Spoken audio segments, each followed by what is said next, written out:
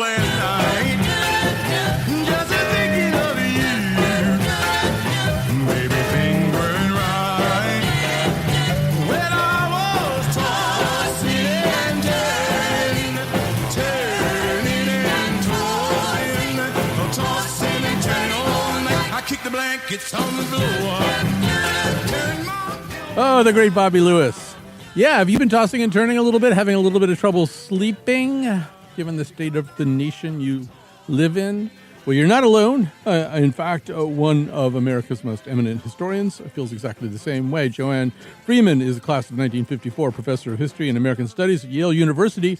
Her most recent book is The Field of Blood, Violence in Congress, and the Road to Civil War. But we're mostly, but not entirely, talking to her today about these videos that she started doing. They're called A Few Thoughts for Those Who Can't Sleep. They're up on YouTube pretty much every night, unless Joanne falls asleep, the way she did last night, apparently. And they've been finding big audiences, 18,000 to maybe 35,000 views, 500 to 700 comments. They're a thing. And so Joanne Freeman, who's been with us many other times for many other reasons, is here with us today. First of all, welcome. Thank you for having me. It's always a pleasure to be here. And so say a little bit more about this. This really did kind of arise out of your own sleep disorder driven, sort of politically engendered sleep disorder. But say a little bit more about that. That's a great way of putting it. Yeah, I mean, it's been going for, 10 or 12 days. It hasn't been a long-standing thing. And it honestly started because I thought I'm not going to be able to sleep. So I will beam in, I think it was 10:30 or 11 o'clock at night. I thought, okay, I'll go live. There'll probably be some other people who aren't sleeping, and I can talk a little bit about my thoughts about what happened during the day.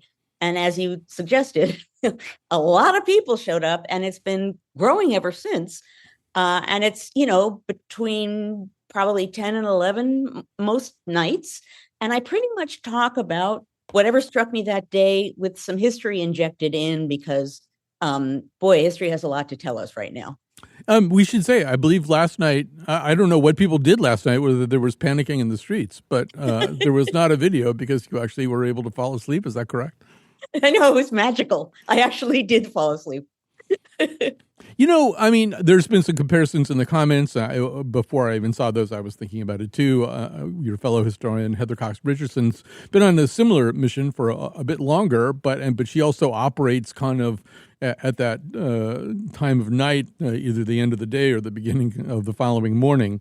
And I'm just sort of wondering whether the role of historians is maybe changing a little bit. I mean, what you're both doing is kind of interesting, which is interpreting events on the, often using video. I mean, she does a newsletter too, but, and just sort of trying to talk to people who aren't necessarily your students. I don't know. Tell me how you see that. I mean, I feel like, we talk about the public intellectual, and I feel like you're kind of a public historian.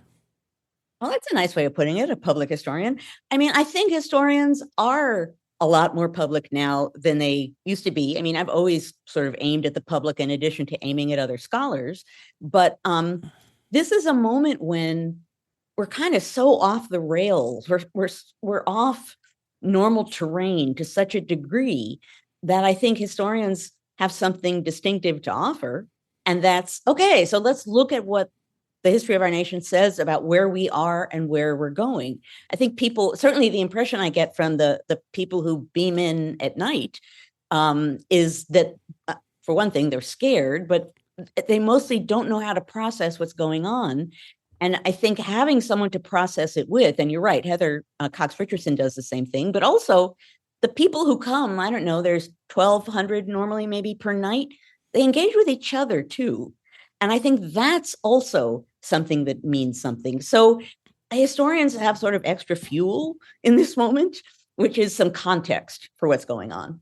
Yeah, I think also, I mean, I'm a big believer in the idea that people who are intellectuals shouldn't be confined to the walls, by the walls of universities and colleges. I mean, supposedly when Neruda would come to read his poems, and in South America, the farmers would put down their plows in the fields and come into down to town to listen to him do his poetry. And I think in general, just stuff where you kind of take it to the people is really, really important. I mean, not in any way to diminish your role as a professor for Yale students, but just reaching a lot of other people seems important. And the other thing is, and I know you talked about this on Tuesday night, I sort of have to put my McLuhanist hat on here and say, the most effective communicators typically figure out what the technology of the moment is and let that determine some of their actions. And it seems to me we're in a YouTube moment. It makes total sense to me that you're using YouTube. Oh, absolutely. And I just have to say, I paused for a minute when you said, as you said, Tuesday night. Yeah. I'm just not even used to that statement. No, you're totally right. And part of my point, and it totally supports what you're saying, is that at different points, different technologies bring reality to different audiences in ways that they haven't before, and they grab people. And in that particular episode, I talked about television bringing the reality of civil rights protesting and the fire hoses aimed at people. I talked about newspapers. I've talked about the telegraph. And in all of these ways, people hadn't had access to what was going on before. And suddenly it became real to them in a way that they didn't have before. And I think you're right. I think now I will readily admit I am far from the most technologically astute person that but YouTube is very accessible. It's just sitting there open, and it's not hard for people to find. And in this moment, I think there are many other historians and other kinds of scholars talking to the public, probably not so many at the end of the day, who are kind of informally chatting about what they're thinking. Not only that, but you start with emotion typically. The first thing you tell us about on camera, so to speak, is typically how you're feeling and how events have made you feel, and then maybe work back from that into some of the things historically that might underpin that. And I think that's, first of all, very important because you're reaching people in a different way and at a different level. Everybody is feeling something right now. But tell me a little bit about how you see that. To be totally honest, I hadn't realized that before. But it makes perfect sense. Because that's, I honestly am about to go to bed normally when I do this. And that is a moment when I personally am trying to think about what I have been thinking about all day. And typically at this moment in our history, it has me feeling some pretty strong emotions. And it makes sense to start there. I suppose the reason I naturally do that is because as soon as I start speaking, a lot of people with a lot of strong emotions come, and, people aren't screaming at each other and howling, but it's very clear that they're there because they want to engage with other people in a scary moment. I'll also say that as a historian, most of the work that I do looks at politics, but looks at why politicians do certain things based on their emotion. So like my book on violence in Congress, it talks about how Southerners used fear and bullying and threats to silence Northerners in Congress so that they wouldn't stand up and be anti-slavery. So I mean, basically, emotions are a lot more important in life and even in the process of history than we might realize. I think also in harnessing media in different ways, you just sort of referenced this, but you think of FDR maybe being the first politician to really understand what radio could do.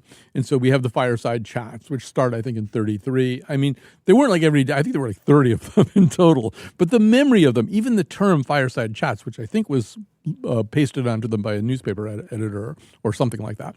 But that idea that he is going to speak intimately to people, because one of the qualities of radio is you're sitting in your house or your car or wherever, in those days it would have been their houses, and here's this voice coming to you, and there is a kind of intimacy to it. And I think about that. I think about just the steadiness of Edward R. Murrow's reports from London. I think about the fact that although Walter Cronkite was, for the most part, not that emotional a person, but people thought of him as Uncle Walter. That was like a common thing to say because there was something avuncular about him. And I don't know, just react to that a little bit. I think, not everything that happens in history is the imparting of information or even the imparting of and hammering away at doctrine. Sometimes you have to, all of those instances, there was an emotional connection being made. Right. And the other thing that unites most of those things is that people are sitting in their homes, sitting on their couch, sitting in chairs, and having someone come into their home in one way or another and talk to them. And as you said, there's an intimacy to that. But in this moment where there's so much happening on our home ground and where people feel in some way that, things around them in their neighborhood, in their nation, in their home are unsteady, there's probably a particular power to having someone talk in that space, in that way, in a personal way, so that people don't feel they're being talked at, they feel they're being talked with. Another thing that you've talked a lot about in these videos, and something I've thought a lot about, and Timothy Snyder was talked about it when he was on the show too, is the idea of community and kind of almost in contrast to what you're doing on YouTube and what I'm doing on radio. There is something about bodies getting together, people looking each other in the eye, people waving at each other. Indivisible now has a lot of potluck suppers, the idea of people gathering with food and the smells of food and the sounds of their voices and seeing one another. And I think part of the argument is it's harder to dehumanize one another if we're being physically present and obviously human with one another. But say more about, you've been talking about this. I'd love to hear your thoughts. Yeah, no, I talk about community almost every night because I feel like in one way or another, that's what will help us through this. And that's what will get us out of this. Because at this point, it's we the people, it's American citizens. And Minneapolis is the prime example, who are coming together to stand up in their neighborhoods, for their neighbors, for their friends, against an invasion, basically. And so, first of all, it's important to know we're all sitting at home in front of our computers alone. It's important to know that you aren't alone in the feelings you're having, the anger you're having, the rage you're having, or the fear that you're having. Community is where you can be with other people and acknowledge, oh, okay, we're all in this space together. And I think if you know your neighbors, if you know the people down the hall in your apartment building, just to know their face, their name, then you have basically created community, a neighborhood of sorts. And oddly enough, and I wouldn't have understood this years ago, I do a podcast Friday mornings too, and we just had our 300th episode. It's called History Matters. And so does coffee, because I'm not a morning person. But for 300 episodes, a lot of the same people have come over and over. And they very much are a community. They have meetups in real life. I know more about them than I would have imagined from people I've never met. But what's interesting about, the 2 weeks I've been doing the Few Thoughts for Those Who Can't Sleep is that they feel like a community too. I emphasize that point. But because they're there and they're meeting, they feel like a we. And I think right now it's we the people, and the sense that we feel that, that's getting back to feelings, and understand that and believe that, that's going to help us in the current moment. I talk about this too much, but I started just walking my dog at the same time as a whole bunch of other people who have this kind of loosely organized confederation of people who walk dogs in Elizabeth Park in Hartford and West Hartford. And the only thing we have in common is we're up early, we're out in all kinds of weather, and we have dogs. And some of those people, we came to realize, voted for Trump. And we've decided, I think collectively, that doesn't matter. And the other thing that I've learned from this group is, I don't know, what's the opposite of microaggression? Micro-pleasantry or something? That just saying hi to somebody who's walking by who you don't even know, you don't know anything about them, but they're just walking in the opposite direction from how you're walking. That's what you've got in common at that moment. And if you say hello and just hi and wave or whatever, I do think it seems like nothing, but Joanne, I don't think it is nothing, but your thoughts. I don't think it's nothing at all. I think it's our shared humanity, which sounds like a very lofty phrase, but I don't mean it that way. It's our humanness. It's our peopleness. And ultimately, that's what joins us, right? I think, and it's the same thing that, like, if you take part in a march, right? Like a No King's March, and there are thousands of people with you. You feel the power of the fact that you're chatting or saying hello or waving at or walking with people, a lot of people who are there with you. Now, in that case, you assume they agree with your politics, but that's not an important part of the equation. What's important is that, again, you feel, let me put it this way. We are not in an empathy strong moment writ large, right? What we're watching all the time in the news is pretty much the opposite of empathy. So if we can connect with each other in even the smallest of ways, I think that really matters, particularly right now. We're going to take a quick break. We have much more to say about this with Joanne Freeman. So let's take that break and we will be right back. In 4 short years, he met his every goal. He seized the whole Southwest from Mexico. Made sure the tariffs fell and made the English sell the Oregon Territory. He built an independent treasury. Having done all this, he sought no second time. But precious few have mourned the passing of Mr. James K. Polk, our 11th president. Young Hickory, Napoleon of the stump.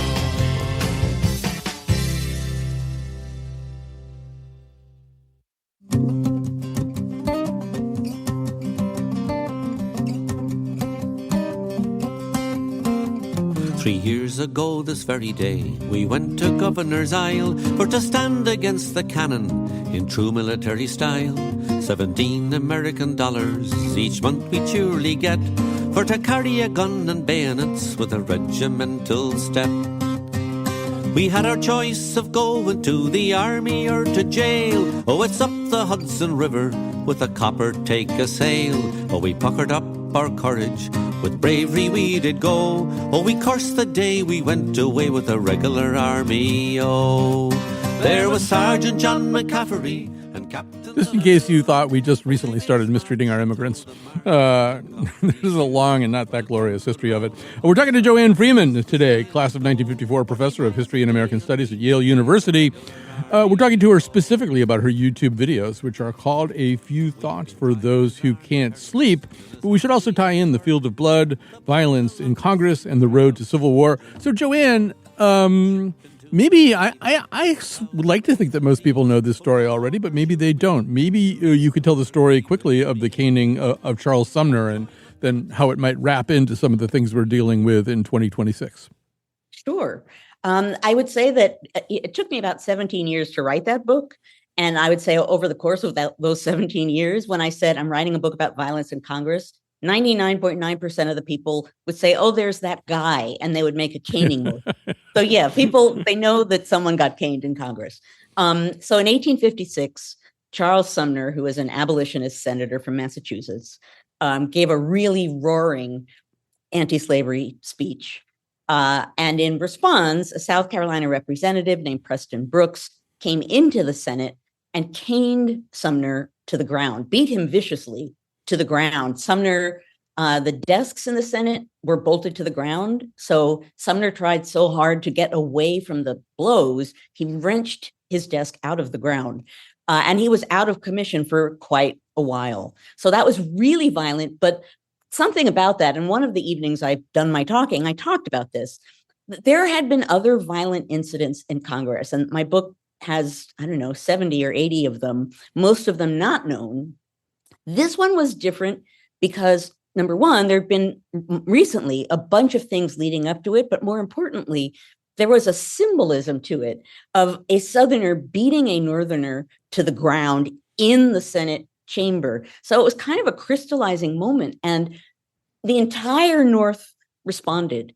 And I mentioned it because thinking about Renee Good and Alex Priddy, those are kind of crystallizing moments in a similar kind of a way, meaning there's such a, in addition to the brutality and ugliness of them, there's also a symbolism to it. It's a mother with children's toys in her glove compartment. It's a registered nurse who helps veterans trying to help someone who had been, I don't know if I think she'd been pepper sprayed. Mm. If you were going to pick people who were more sympathetic and admirable characters, it would be hard to think of more than these two. And the fact that they were both shot dead in the streets of Minneapolis, that becomes a kind of crystallizing moment in the same way that Sumner's caning did that for some people, raised a kind of emotion and anger and outrage, or as they called it in 1856, indignation that they hadn't necessarily recognized before.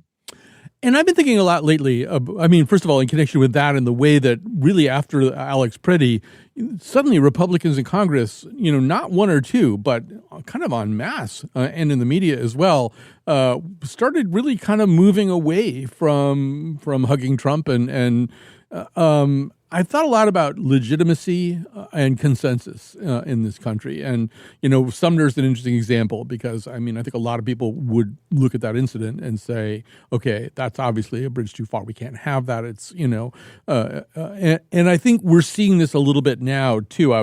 Max Weber talks about the idea of, he says, the basis of every system of authority and correspondingly of every kind of willingness to obey is a belief by virtue of which persons exercising authority are lent prestige. But Joanne, I don't think that's a permanent mantle of legitimacy that anybody has. And something about these two deaths in Minneapolis seems to have pierced that mantle a little bit for Trump. There are people who sided with him who are suddenly finding it much more difficult to do. Right. And let's not miss the fact that they're white citizens. Yeah. Oh, yeah. So obviously, there have been other murders and there has been other brutality. It's not as though these are the first, but because they are white, sympathetic citizens, and because they were gunned down so brutally and so obviously with no reason, and because the lies from the administration were so obvious, it has a different kind of power. And the lies added to the lack of legitimacy in these folks. They've gone beyond crossing lines, and they now seem as though they're bound in by nothing, including the citizens of the United States. And you can't respect that unless you just want to respect brute force. And, so it's interesting that people, even Republicans in Congress, are stepping away, in part. That's because the American people are pretty riled up. Mm-hmm. And if you're in Congress and you want to stay in Congress, you're going to be scared of that as much as you might be scared of displeasing Trump. Yeah, to steal from Samuel Johnson, the prospect of a midterm election focuses the mind. And so we only got a couple of minutes here before we go to a break here, but I want to just ask you a little bit about the experience of having 700 comments in a given night. I'm assuming you reading all of them, and I'm just wondering if there's ever moments where you feel either in a positive or negative way, just a specific kind of impact from these comments. Yeah, I do read most of them. There's a lot of them. Yeah, it's a lot. I would say that the ones most recently that have really struck me, so I said, and I meant it, I just haven't done it yet, that I was right now I'm in an apartment building in New York, and I was going to go print something out saying we should just all get together, not talk politics, not talk about the building, but just so that we know who we are, so that we can become a sort of a community, my floor. And after I said that, in the comments that night and since, people have been saying, you know what? You inspired me to knock on my neighbor's door and introduce myself. You inspired me to call a meeting and bring people together. There are actually people who heard what I said and are acting on that, which is not a thing I necessarily expected. And that makes me so happy, right? It's like people who are like, you know what? Community is important. Maybe if I do something, I can help create more community where I am. That makes me a happy person. All right, we're talking to Joanne Freeman. We're going to take a very short break here because we're in a little 2-day pledge cycle here where we're trying to, make the books balance and all that stuff. Some absolutely lovely and inspiring people. They're both my bosses. But I would say that about them anyway, even if they didn't have power of life and death. They are going to ask you to maybe make a pledge, maybe help the station out a little bit. I hope you will do it.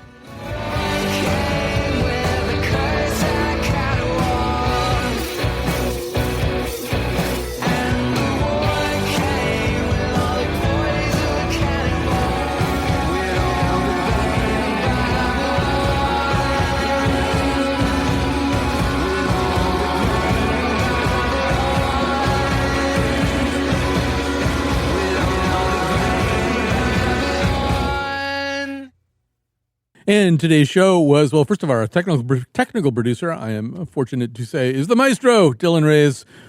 This is a Lily Tyson Quality Entertainment production. I just heard somebody say that they don't make chocolates.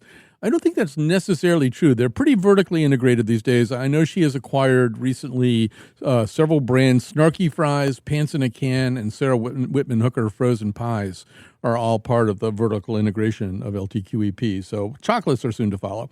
We're going to go back to talking to Joanne Freeman. We are excited to have her here today. Class of 1954, professor of history and American studies at Yale University. Most recent book, The Field of Blood, Violence in Congress and the Road to Civil War. And you can find her on YouTube almost every night. A few thoughts for those who can't sleep with Joanne Freeman. So I know, Joanne, that you have also led an America at 50 history class at Yale, along with Beverly Gage and David Blight. I keep coming back to that lately and saying, what is it that we're celebrating the 250th anniversary of? Because as we're being told all the time, well, you know, protesters can do this, but not this. You know, protesters are asking for it if they get in the way of somebody, if they impede somebody. This whole idea of freedom of speech and freedom of the press seems a little bit more up for grabs than I'm comfortable with.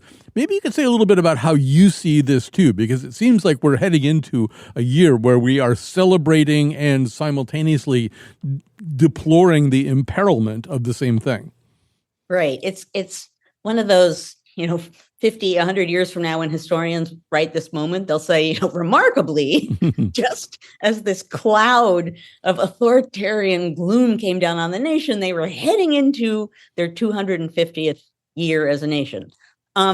It's remarkable, I think, in a way that I wish didn't have to happen. It's an opportunity because what we're dating ourselves back to in the case of this anniversary is the Declaration of Independence. I would actually encourage listeners to go find a copy of the Declaration of Independence and read the part that they probably skipped over in school. So everyone focuses on, when in the course of human events, like the preamble that's noble and lofty. And what they don't pay attention to is the 19 grievances against the king that follow. I would encourage you to read the grievances because they're things like, calling in the military on their own people, putting the military above the civil law, stopping people from immigrating to the country again and again and again and again. It's sort of almost eerily reporting some of what's going on now. And the thing is, when you read the 19 grievances and get to the end, what they say is a ruler who does all of these things is a tyrant and does not deserve to govern a free people. The fact that that is the document that we are going to be commemorating this year is kind of remarkable. So in a sense, it is an opportunity because our nation, we have never lived up to all we can be. We have never fully met the principles that supposedly created us, but we've tried, and at times tried really hard. So those principles matter, even if they're not fully met. And those principles are being directly attacked right now in many ways. So, the three of us, David Blight, Beverly Gage, and I taught this big lecture course, America at 250. It had 800 people in it. And our goal was mostly, we did not talk about contemporary politics. We each gave 8 lectures and tried to cover most of American history. We wanted people to be thinking about the nation as a whole as we led into 2026. And there are patterns, that emerged about what is democracy anyway? How does it work? When does it not work? What kind of popular involvement matters? What kind of ideas support what we have in this nation? What did those original documents say? We were looking for big themes, not in a way to hit people over the head with a hammer, but because there are big themes that matter. And in this coming year, we shouldn't just be celebrating things on paper. We should be, years like this year, they're reckoning moments when we should really be looking at ourselves and reckoning with where we are and where we want to be. And I hope some of that happens this year. Yeah, let me tell you where I think it gets a little complicated. I've had the Declaration of Independence out lately, in exactly the way that you say, and so what's obviously really interesting is what you're also seeing is the thought of John Locke transferred through Thomas Paine and then to Jefferson. These ideas, the idea that why can somebody do all that stuff? Why can somebody commit all those depredations? Well, the answer was because that somebody is the king or is backed by the king, and the king is right because the kings are right, And so Locke and Paine say, well, no, human beings have the natural ability to apprehend the difference between right and wrong. You can tell the difference, and it doesn't matter if the king says it's okay. And I mean, I sort of brought that up with people who have been making the argument, well, you should never interfere with law enforcement. You should never impede law enforcement. And I've said, well, what if law enforcement's doing something wrong? And that you can tell that it's wrong. There's a lot of people in Minneapolis are saying, I know, I behold this and I see it as wrong. The problem is, Joanne, and I'd love to hear your thoughts about this, I bet a certain percentage of the January 6th attackers, marauders, rioters would say something kind of similar. Like, we know that we're breaking the law right now, but we're doing it for a moral reason that, our outrage at the state of this country and this election justifies what we're doing. And to me, that's the tricky part of this whole thing. Well, yes, except that the January 6th folk decided to violently try to prevent an election. And I'm sure many of them thought that they were doing the right thing, but they were violent, no matter how many times someone claims they weren't. This is one of yet another instance when we saw with our own eyes what happened. And to have people say, no, there was no violence is ridiculous.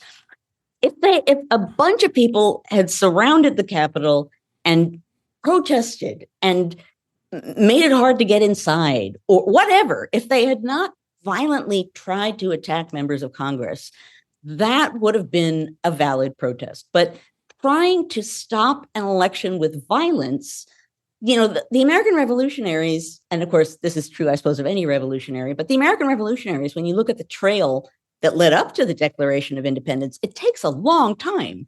And in all of those years, in one way or another, Americans kept trying to make it work. They petitioned the king. They boycotted. They did a whole bunch of things for years and years and years. And in the end, when they broke away from Great Britain, they didn't do it with violence. They did it with a document, and they immediately created new state governments because they believed in, surprise, government and the rule of law. So that was a whole different vibe. That was a whole different logic. And they weren't initially using violence to get what they want. It was when the king declared them in open rebellion and the troops that he had already sent to the colonies began taking action that things got particularly ugly. First of all, that's a great answer, and thank you so much for it. The other thing I've been thinking a lot about lately is the period from the 1790s into the early 1800s, where we have not mere contentiousness between Republicans and Federalists, but at times some real unrest, some nasty stuff being done. Because I'm from Connecticut, I know about the seditious libels, where you had Connecticut being the most Federalist state in the Union, I think, at that point. And so there was a lot of stuff, ways that they were finding to torment, and I think even like vandalize the offices of and things like that of Republicans. But Jefferson struck back. He caused to be launched a whole series of lawsuits, and Jefferson, who said wonderful things about newspapers in the past, caused the Connecticut Current, among other publications, to be sued for libel, seditious libel. And I think about that. I think about if you looked at that situation, if you beheld it, one might think, oh, this is not a nation capable of healing. I mean, this was really bad stuff, and there was a lot of unrest. And yet, it's history now, and they did heal. As you say, it's never been a perfect experiment here. But, when I look at that, I think, well, yeah, maybe we could find some common cause the way they eventually did. Well, I mean, are we going to come out of the current moment at some point? Yes. Mm. Are we going to find common cause with the people who kind of have turned their back on democracy? I don't know. The difference between now and I have to say, I'm so pleased you brought up the 1790s, because I write a lot about that and it doesn't get its due merit, right? I mean, it gets kind of a bum rap. people don't pay attention to it. And you're absolutely right. It's really similar. It was super extreme in the divisions between sides. The Federalists were trying desperately to stay in power and were doing things like grabbing a hold of people from foreign countries they didn't like and trying to stop people from saying bad things about the government with the Alien and Sedition Act. So hauntingly familiar in parts. And the election of 1800, that was at the peak of that moment in which Thomas Jefferson became president, that election was tied for a while, and it was almost violent. And there were people, armed people around the Capitol willing to take the government for Jefferson if it didn't go that way. So I spoke a lot about the election of 1800 in the semi-recent past. But what's interesting about that moment, those were people who, for the most part, had been around when the American experiment was started. So on a sort of ground surface level, even the people they most hated, even the people who Jeffersonian Republicans thought were vile, horrible monarchists who wanted a king, even people that opposed to each other, on a certain level, they believed that they were all in something together. It was just those other guys are doing it the wrong way. And when you look at what people were saying to each other after the election of 1800, and actually even leading up to it, they were saying things like, they wouldn't really be violent, would they? I mean, we know these guys, right? Like, would they? And afterwards, the Federalists said, okay, now we have to watch and see what's going to happen. He became president. He's valid president. Let's see what's going to happen. So there was at least a thread of mutual respect on both sides at that point, and an ability to look at the other side and hold your breath for a moment and sort of see what's going to happen. It's also a moment when political parties were not yet fully accepted, and that's important too.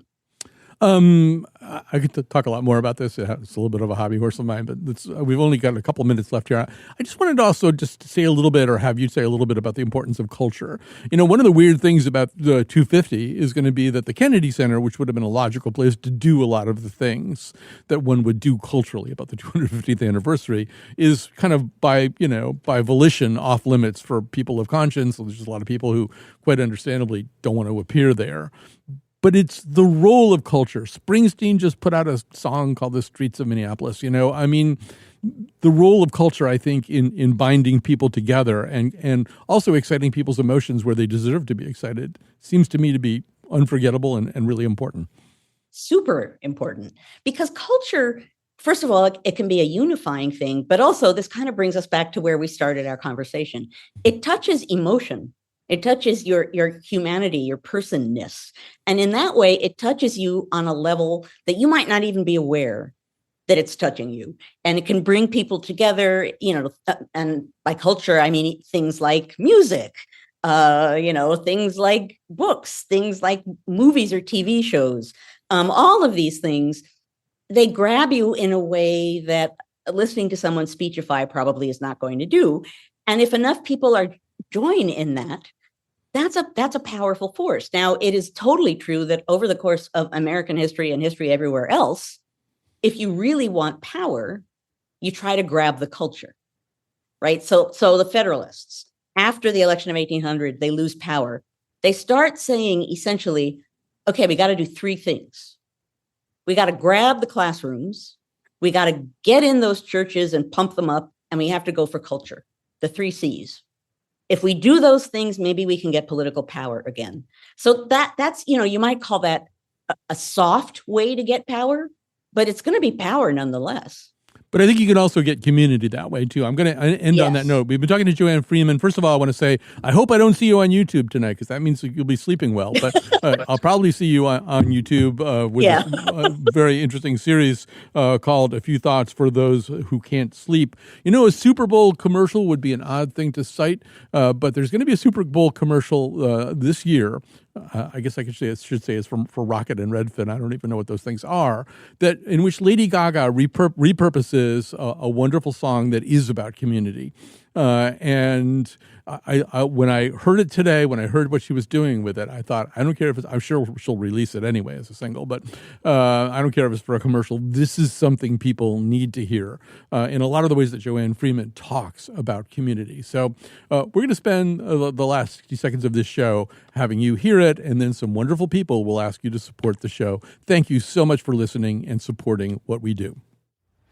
It's a beautiful day in the neighborhood, a beautiful day for a neighbor. Would you be mine? Could you be mine? It's a neighborly day in this beauty wood, a neighborly day for a beauty. Would you be mine? Could you be mine?